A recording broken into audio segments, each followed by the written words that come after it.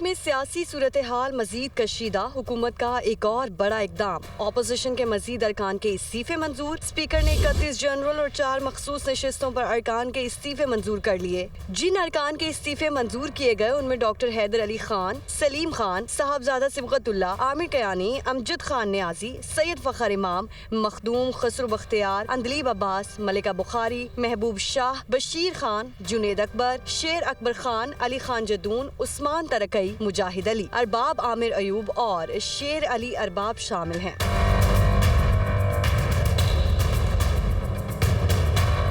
Speaker ने इस्तीफे मंजूर करने का मामला इलेक्शन कमीशन को भेज दिया है। स्पीकर कौमी असम्बली राजा परवेज अशरफ ने 17 जनवरी को भी PTI के 34 और अवामी मुस्लिम लीग के सरबराह शेख रशीद का इस्तीफा भी मंजूर किया था।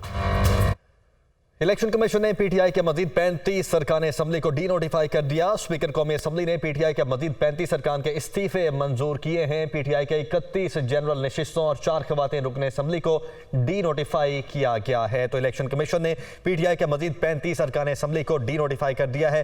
स्पीकर कौमी असम्बली ने PTI के मजीद 35 अरकान के इस्तीफे मंजूर किए थे। वकार सैयद ने हमें ज्वाइन किया है। वकार, तो बाकायदा तौर पर अब डी नोटिफाई भी कर दिया गया है? जी बिल्कुल, आज सुबह स्पीकर कौमी असम्बली की जानिब से जो 35 अरकान कौमी असम्बली है तहरीक इंसाफ से जिनका ताल्लुक है, उनके जो इस्तीफे हैं वो मंजूर किए थे। जिसके बाद इलेक्शन कमीशन ने चंद ही घंटों में जो उनके इस्तीफे हैं उनको उनकी नशिस्तों पर जो है वो डी नोटिफाई कर दिया। और इलेक्शन कमीशन की जानिब से जारी जो नोटिफिकेशन है उसके मुताबिक इन जो 35 अरकान है, जिसमें से 31 जनरल नशिस्तों और 4 खवातीन जो रिजर्व सीट्स पर है, उनकी जो नशिस्तें हैं वो खाली करार दे दी गई हैं। उनके इस्तीफे जो है वो मंजूर कर लिए गए, जिसमें जो स्वास्थ्य से ताल्लुक रखने वाले जो PTI के डॉक्टर हैदर अली खान है, सलीम रहमान, साहबजादा सिबगतुल्ला, महबूब शाह के नाम जो है वो शामिल है। रुकन असम्बली है मोहम्मद बशीर खान, जुनेद अकबर, शेर अकबर अली, अली खान जदून के जो इस्तीफा था मंजूर हुआ था, उनको भी जो है वो डी नोटिफाई कर दिया गया है। उस्मान खान तरकई, मुजाहिद अली, अरबाब उमर अयूब है और शेर अली अरबाब है, शाहिद खान है, गुलदाद खान, साजिद खान। ठीक है, तो इन 35 सरकार में ये तमाम तर नाम शामिल हैं। बहुत शुक्रिया अबकार आपका। तो कौमी असम्बली में अरकान की कुल तादाद 342 है। कौमी असम्बली की मौजूदा मेंबर्स की तादाद 262 है। कौमी असम्बली के खाली हलकों की तादाद 81 है, जबकि हुकूमत के अरकान ने कौमी असम्बली की तादाद 181 है। मुस्लिम लीग नून के 85 और पीपल्स पार्टी के 58 अरकान हैं। JUI के अरकान की तादाद 14, जबकि MQM के 7 अरकान हैं। इसी हवाले से मजीद जानेंगे अपने नुमाइंदे जावेद हुसैन से। जी जावेद, कौमी असम्बली की ताज़ा पार्टी पोजीशन के हवाले से बताइएगा। जी बिल्कुल, जो 35 मजीद जो इस्तीफे PTI के कबूल किए गए हैं, स्पीकर कौमी असम्बली की जानिब से तस्लीम किए गए हैं, उसके बाद जो पार्टी पोजीशन रह गई है उसमें जो तफसील सामने आ रही है, उसमें कौमी असम्बली के कुल अरकान की तादाद 342 है और कौमी असम्बली के मौजूदा मेंबर्स की तादाद 262 रह जाती है। इस हवाले से जो कौमी असम्बली के अब मजमूई हल्के हैं, खाली हल्के हैं, उनकी तादाद 81 रह जाती है, जबकि हुकूमती अरकान की तादाद 181 है। इसी तरह से अगर बात की जाए तो हुकूमती अरकान में मुस्लिम लीग नून के 85, पीपल्स पार्टी के 58, जबकि JUI के अरकान की तादाद 14, जबकि MQM के 7 अरकान है। और हुकूमती इत्तेहाद में शामिल दीगर जो जमातें हैं उनके आज़ाद और अरकान की तादाद जो है वो 17 है। इसी तरह से अपोजिशन के अरकान की बात की जाए तो उनकी मजमूई तादाद 81 है, जबकि अपोजिशन में PTI के अरकान की तादाद 54 है और PTI मुनहरिफ अरकान की तादाद भी इसमें शामिल है जो कि 20 है। इसी तरह से मुस्लिम लीग काफ के 2 अरकान और GDA के 3 अरकान अपोजिशन में शामिल हैं। जमात इस्लामी और बहुत शुक्रिया जावेद हुसैन, हमें अपडेट कर रहे थे।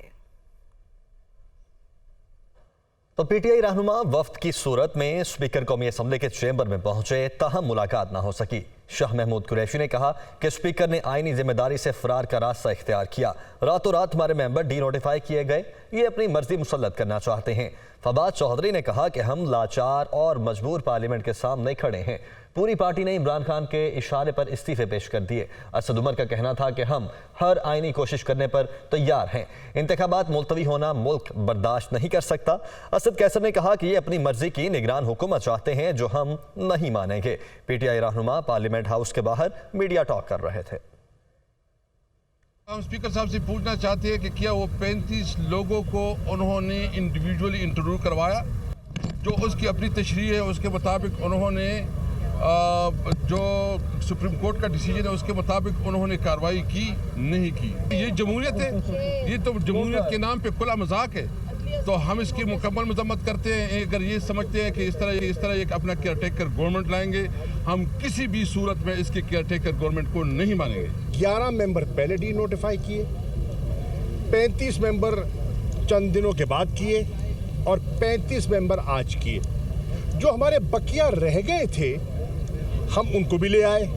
तो जो बकिया रह गए हैं ये मौजूद हैं। आप यके बाद दीगर उनको बुला लें, उनसे पूछ लें, अपनी तसल्ली तशफ़ी कर लें और उनके इस्तीफे कबूल करें।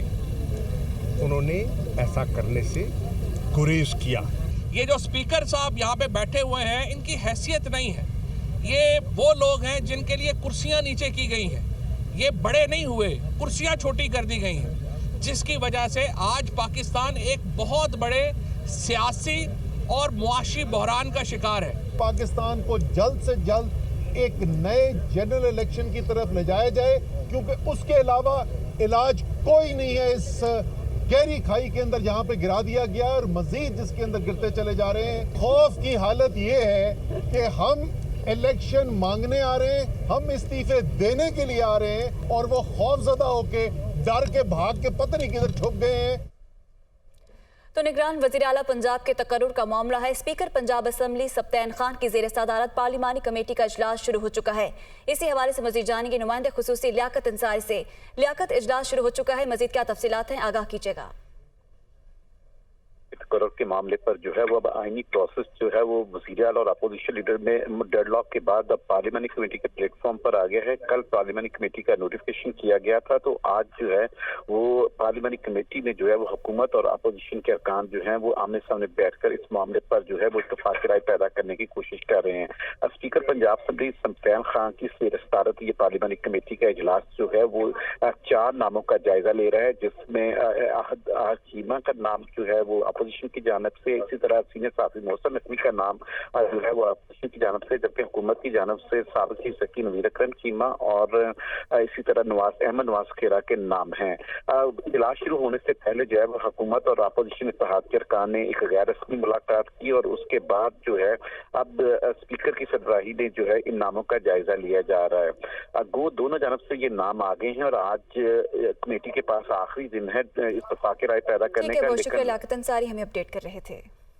पाकिस्तान और रूस के दरमियान कस्टम शेयरिंग समेत दीगर मुआहदों पर दस्तखत। रूस पाकिस्तान में बरामदी सनत लगाने में मदद करेगा। सिविल एविएशन अथॉरिटी और रूस की अथॉरिटी के दरमियान ताउन का मुआहदा।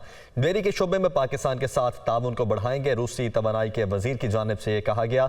मुआहदों से दोनों ममालिक में ताल्लुकात को फ़रोग मिलेगा और हमने तवील मुद्दती, कलील और दरमियानी मुद्दत के मनसूबों पर इत्तेफाक किया है। रूसी वजीर की जानिब से ये भी कहा गया रूस के साथ ताल्लुकात बढ़ाने के लिए मजीद मुआहदे भी करेंगे।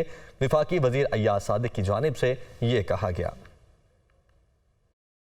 Both sides took the opportunity to reaffirm their commitment to a strong and comprehensive economic relationship. They reiterated that such a relationship contributes to the economic well-being of the two countries as well as the region. Both sides proceeded from the discussion and decision of the 7th IGC and carried the process forward, as well as explored additional avenues of cooperation. Both sides agreed to further strengthen and enhance collaboration in the field of trade, investment, energy, communication and transport, higher education, industry, railways, finance, banking sector, custom, agriculture, science and technology, and information technology.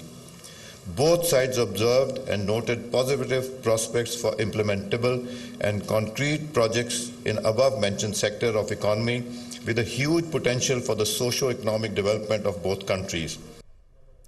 तो आगाह करें कि IMF को FBR revenue shortfall पर तशवीश ज़राए। वजारत खजाना के मुताबिक रेवेन्यू शॉर्टफॉल पूरा किया जाए। IMF का मुतालबा है। IMF ने रेवेन्यू अहदाफ में कमी की दरख्वास्त मानने से इनकार कर दिया। इसी हवाले से मजीद जानेंगे अपने नुमाइंदे मुदस्सिर अली राना से। मुदस्सिर, तशवीश का इजहार किया गया है IMF की जानिब से, मजीद बताइएगा।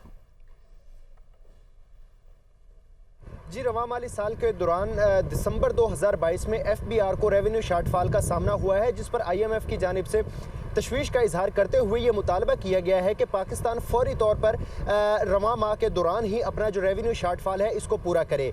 रवां माली साल के दौरान FBR को जो रेवेन्यू हदफ है वो तकरीबन 7,470 अरब रुपए है, लेकिन गुज़श्ता माह के दौरान देखा गया है कि FBR को रेवेन्यू शार्टफॉल का सामना रहा है और IMF ने यह तखमीना लगाया है कि दिसंबर के दौरान तकरीबन 100 अरब रुपए से ज़ायद का FBR को रेवेन्यू शार्टफॉल रहा है, जिस पर IMF ने यह मुतालबा किया है कि जो रेवेन्यू शार्टफॉल है इसको पूरा किया जाए।